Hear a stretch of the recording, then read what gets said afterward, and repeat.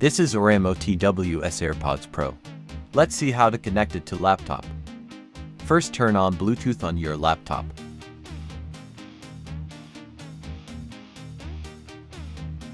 Oraimo TWS Airpods Pro is showing up on laptop.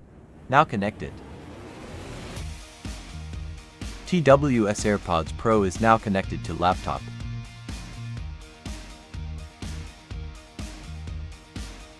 If Oraimo TWS Airpods Pro is not showing up on laptop, then put both earbuds inside the charging case.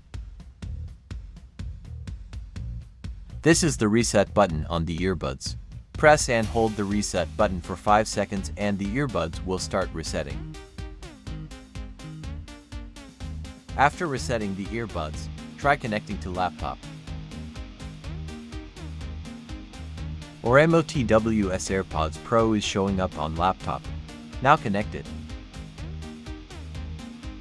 TWS Airpods Pro is now connected to laptop.